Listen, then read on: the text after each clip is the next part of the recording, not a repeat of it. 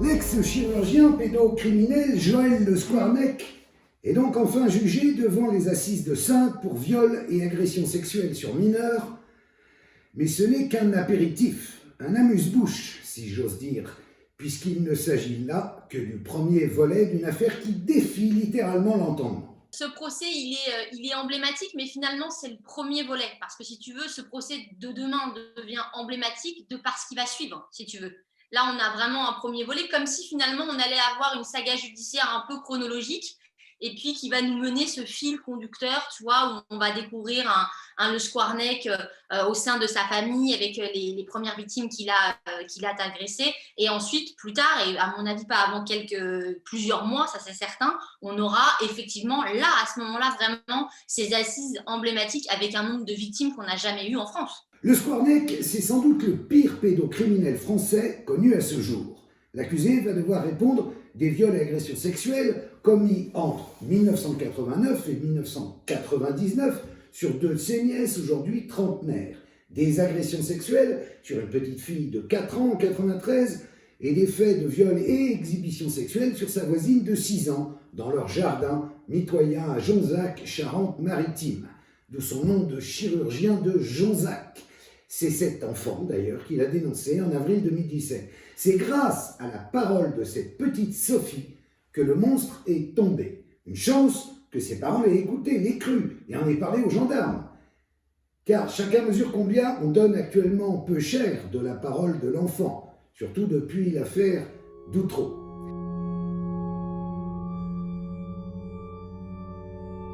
Mais ces assises ne sont que la partie immergée d'un iceberg pédocriminel. L'ancien chirurgien a en effet été mis en examen il y a 1 mois par le parquet de Lorient pour viol et agression sexuelle sur 312 victimes, la plupart identifiées grâce à l'exploitation de ces carnets noirs. Alors les carnets noirs, c'est une sorte de journal de bord, de journal intime, des frasques sexuelles de ce médecin que Le Squarnec a tenu pendant près de 25 ans au fil de sa carrière dans des hôpitaux de Vannes, de Quimperlé ou de Lorient en Bretagne.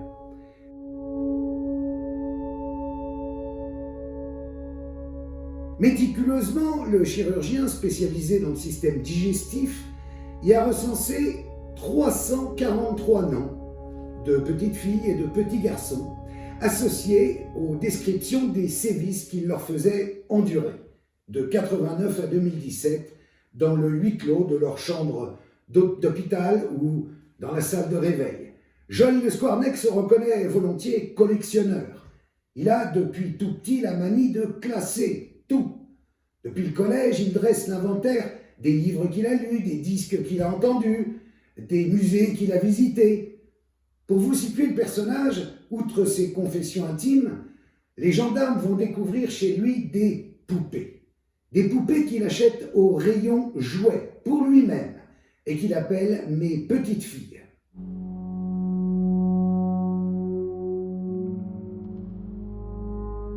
Il leur a donné à chacune un prénom, il leur offre des cadeaux, à qui un petit cardigan, à qui un petit bonnet rose, et elles lui font face sur le canapé, et le chirurgien leur fait la conversation. Certaines, comme Véronique, sa préférée, mesurent 1 mètre de la taille d'une enfant. La nuit d'ailleurs, il dort avec Véronique. Il parvient même, racontera-t-il, à avoir des relations sexuelles avec elle, car il lui a fabriqué un faux sexe.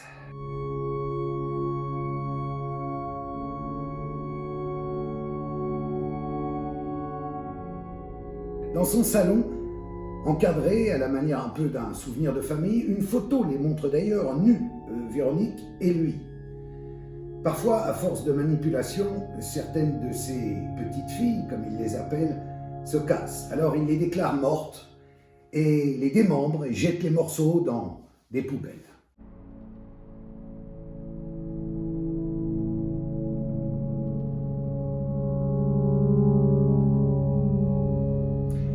En plus des poupées, les policiers vont découvrir à son domicile des photos de ses 2 nièces, les 2 qui aujourd'hui portent plainte contre lui au tribunal, dans des postures évidemment sexuelles, de lui en érection, car il adore se filmer en érection, ou déguisé. Alors il met un tutu de danseuse, une petite frange courte, ou alors une culotte d'enfant volée à une de ses victimes. Vous voyez un petit peu le niveau du personnage.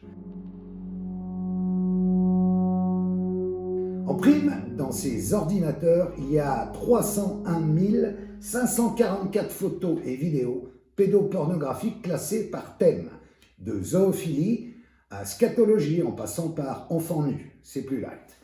Là encore, toujours le goût du classement, maniaque, même dans l'horreur. Le chirurgien possédait 2 ordinateurs.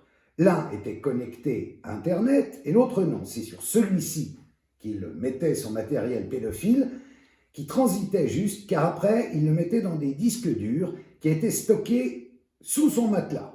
C'est là que les flics les ont retrouvés, quand ils ont sonné à sa porte en 2017. Et lui, il dit « Je n'imaginais pas qu'on tomberait dessus ».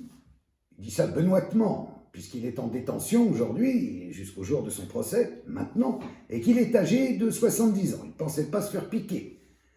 Sa déviance sexuelle, est-ce qu'il l'assume? Oui, dit son avocat, à 300%. Il reconnaît un comportement déplacé, délictuel, envers des patients, mais pas de pénétration sexuelle. Sa position actuelle est de dire que ses écrits, ce qu'il y a dans les carnets noirs, ce sont ses fantasmes.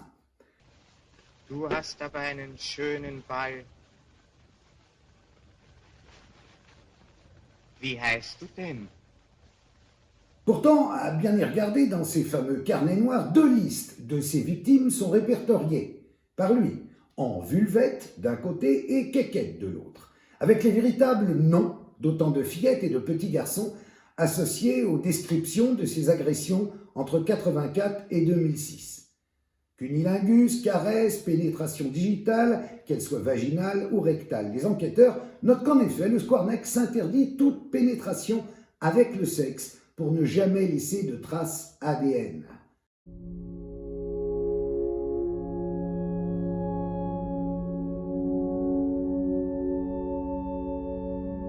Mais quelle que soit sa défense, en aucun cas il ne s'agit de fantasme. Le pire, c'est que dans cette affaire, comme dans tant d'autres, si tout le monde savait plus ou moins, tout le monde s'est tu. Son épouse en premier lieu, qui n'en fera jamais état, qui joue la femme trompée, qui dit-elle est toujours prévenue en dernier, la belle excuse, de même que sa sœur, qui le couvre face à ses propres filles quand elles accusent leur oncle. Des alertes concernant ce chirurgien étaient parvenues au Conseil de l'Ordre des médecins. Il est même passé devant. Et puis ensuite, il y a eu la justice. Il avait été condamné à 4 mois avec sursis pour détention d'images pédopornographiques en 2005. Mais comme bien souvent dans notre société, le pédocriminel est passé entre les mailles du filet, comme on dit. Les enfants violés, quelle importance, il n'y a pas mort d'homme, allez, circulez, il n'y a rien à voir. Le 9 décembre 2004, notre Le Squarneck est entendu par les gendarmes. Sa carte bancaire a laissé une trace inopportune sur un site pédopornographique russe basé aux États-Unis. Et voilà que son nom a été transmis par le FBI à la France, parmi ceux de 2400 autres Français.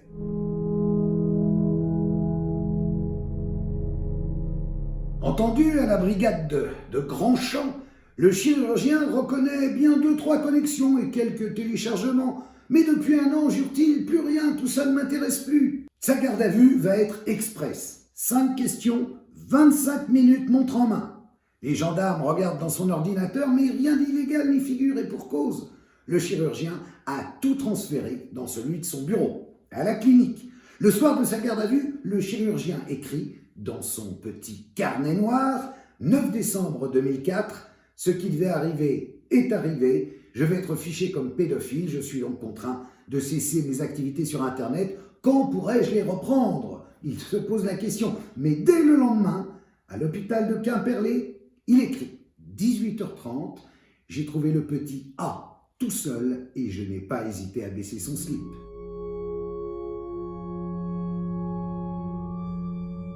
Le Squarneck est aux aguets en permanence. Il saute sur la moindre occasion qui s'offre à lui. Avec un mode opératoire répétitif, guetter le moment où un enfant sera seul pour lui infliger des violences sexuelles sous couvert de gestes médicaux, comme par exemple au réveil d'une opération de l'appendicite. Il faut savoir, écrit-il, être patient et compter sur sa chance. L'une après l'autre, il va pousser les portes des chambres des hôpitaux où il exerce et qu'il s'est occupé par des enfants en bas âge. Puis il consigne tout dans ses carnets noirs, dans ses mémoires de pervers. Par exemple, 14 mai, 20 heures. Quand je suis entré dans la chambre de N, j'ai eu l'agréable surprise de la trouver seule. J'ai découvert son bas-ventre, prétextant de savoir si elle avait toujours des brûlures en faisant pipi. Le saint homme.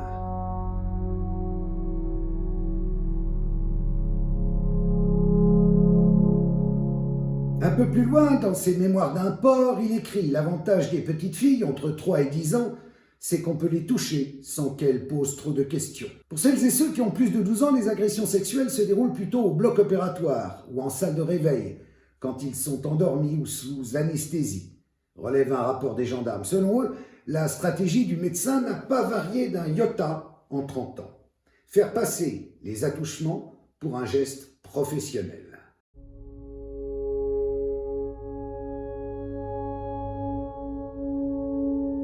Cibler des patients très jeunes, ayant peu de risques d'en garder la mémoire vu leur âge. La mémoire, c'est là-dessus qui joue le Squarneck.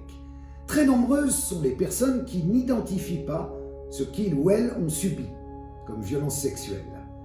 Une victime sur 2 subit les effets de ce qu'on appelle l'amnésie traumatique, qui est très rarement prise en compte.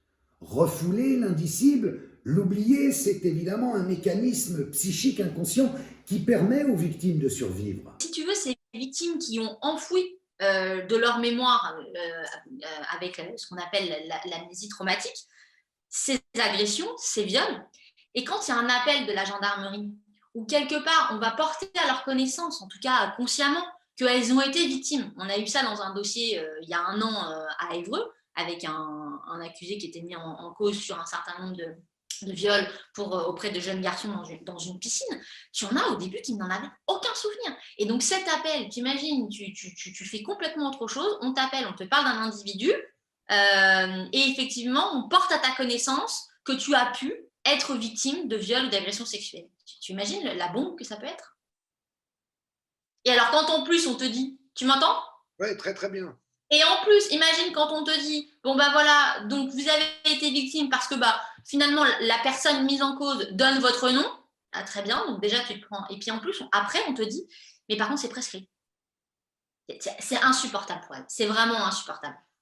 Cette amnésie affecte 40 à 60% des victimes. Elle peut durer des décennies, voire toute la vie. Lorsque les souvenirs du viol refont surface, les faits sont souvent prescrits. Et s'il n'est pas trop tard et que la plainte va à son terme, au procès, l'avocat aura beau jeu de s'étonner. Comment la mémoire vous revient? Comment y croire? L'amnésie traumatique, largement méconnue, c'est l'allié efficace de tout bon prédateur.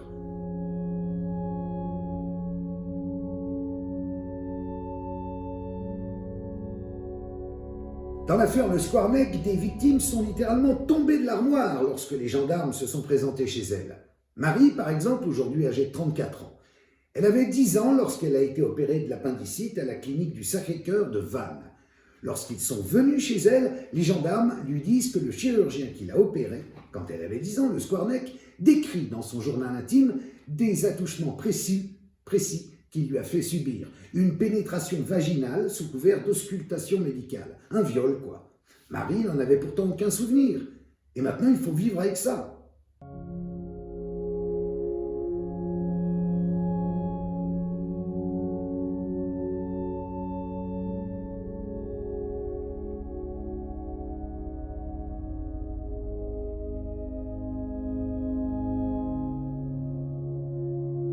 C'est pour cela que dans 1 sur 5, parmi nos 25 propositions, nous proposons la reconnaissance officielle de l'amnésie traumatique et l'inscription de son étude dans les facultés de médecine et dans la formation des enquêteurs et des magistrats. D'autres victimes de Le Squarneck avaient bien conservé un vague souvenir d'attouchement, une impression diffuse que quelque chose dans leur enfance s'était passé, mais sans plus trop savoir si c'était réellement arrivé. Et d'un coup, la précision des notes prises par le médecin et annoncées par les gendarmes est venue leur confirmer la réalité de leur agression si longtemps refoulée. Après, tu as la peur aussi. J'ai eu ça dans un dossier où tu as la peur en ayant été victime de quelque part. Est-ce que tu vas du coup reproduire? Parce qu'on a aussi, tu sais, parfois vraiment ces espèces de stéréotypes de la reproduction, etc. Et on a parfois des experts qui sont extrêmement dangereux, tu vois, dans leurs expertises et qui vont pouvoir, alors qu'ils ont reçu une personne, c'est arrivé dans un dossier, hein, c'est pour ça que je me permets de le dire, où on dit risque de passage à l'acte. Autant te dire que cette victime-là, mais tout s'est écroulé autour d'elle en me disant mais attendez, mais vous vous rendez compte, j'ai des enfants, comment je peux faire pour les protéger? J'ai jamais eu de pulsion, mais si un expert le dit, ça veut dire que c'est possible. Enfin, tu te rends compte tout ce que ça peut. Voilà, après, c'est une pelote, quoi. Et puis il y en a qui s'en sortent pas, quoi, ensuite, quand ils apprennent cette information, parce que nous, on a toujours l'impression que les personnes peuvent être prises en charge, etc. Bon, enfin, il y a la théorie et la pratique. Et quand tu te retrouves dans des endroits en France où on n'a pas nécessairement des psychologues, pardon, psychiatres extrêmement spécialisés pour prendre en charge ces traumatismes-là, c'est des personnes qui sont complètement isolées et qui ensuite, voilà, il y en a effectivement qui t'expliquent, ils comprennent un rapport au sexe compliqué, un rapport à l'alcool, tout ce qui est addiction en fait, hein, et une conduite en fait à risque de mise en danger, tu vois, d'être toujours attiré. Alors ça, c'est beaucoup les femmes qui te disent ça, attirées par des hommes qui les rabaissent, qui sont dominateurs, qui ont un côté un peu pervers. Enfin, tu vois, c'est vraiment c'est très étonnant, c'est très intéressant de voir ce cheminement-là auprès des victimes, hein. Et puis, il y a les victimes qui vivent depuis leur enfance en état de difficulté psychologique ou sociale, avec des problèmes d'addiction, de dépression, et qui comprennent subitement pourquoi, ou plutôt à cause de qui elles en sont arrivées là. Mais c'est aussi terrible quand tu penses, quand tu l'apprends comme ça, et que du coup tu repasses ta vie en arrière, et tu repasses aussi ta sexualité en arrière. Bien sûr. Donc, évidemment, ça a pu avoir un influx, même inconscient, sur la manière dont ces femmes, ou ces garçons d'ailleurs, ces victimes, ont mené leur vie sexuelle. C'est ça qui est terrible. Exactement. Et donc, ça leur fait, si tu veux, un espèce de boomerang.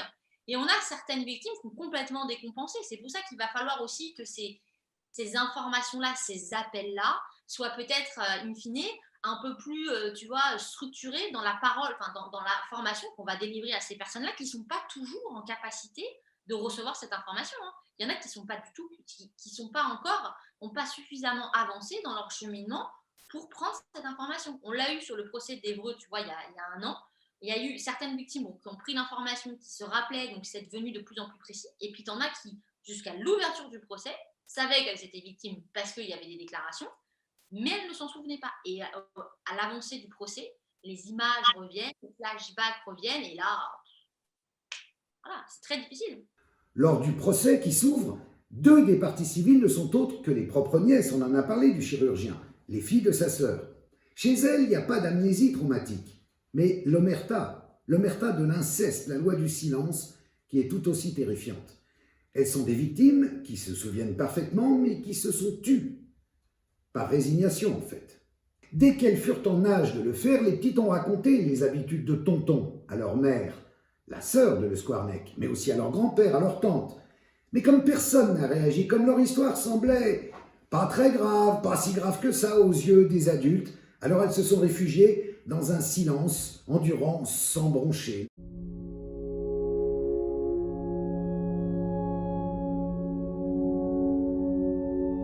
L'inceste étant un secret bien gardé, elles n'ont pas osé porter plainte par la suite. Il faut savoir que dans 70% des cas, les enfants ne parlent pas. Aujourd'hui, elles sont âgées de 29 et 34 ans et elles souhaitent conserver l'anonymat, obtenant que le procès se tienne à huis clos. Le procès avait d'ailleurs commencé juste avant le confinement. Le 13 mars dernier, il a été interrompu à cause du confinement. Comme la plupart des victimes de pédocriminels, ces deux femmes ont réussi, malgré l'indicible, à se construire une vie sociale, familiale, professionnelle, apparemment normale. Le traumatisme a donc été enfoui au plus profond d'elle-même, et on peut le comprendre. Comment aurait-elle pu s'exprimer dans notre société où depuis toujours, quand on touche aux enfants, le silence est de mise, pour ne pas dire le silence est d'or.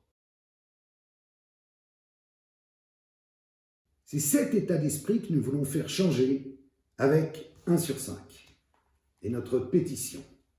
à tout niveau, dans les familles comme dans les institutions. Il faut en finir avec cette loi du silence. C'est pour cela que dans 1 sur 5, nous proposons le renforcement du devoir de signalement. Le Squarnec a été entendu par le Conseil de l'Ordre des médecins, puis par la DAS, et il en est sorti quoi? Rien du tout. Le chirurgien a continué à exercer, à soigner des enfants. Nous demandons des sanctions contre les témoins de violences faites aux mineurs qui ne les signalent pas.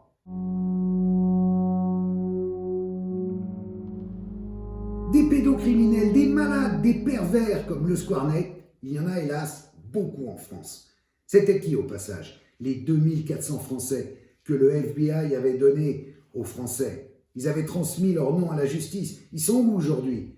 Ils se sentent en danger? Ils font quoi? Ils continuent.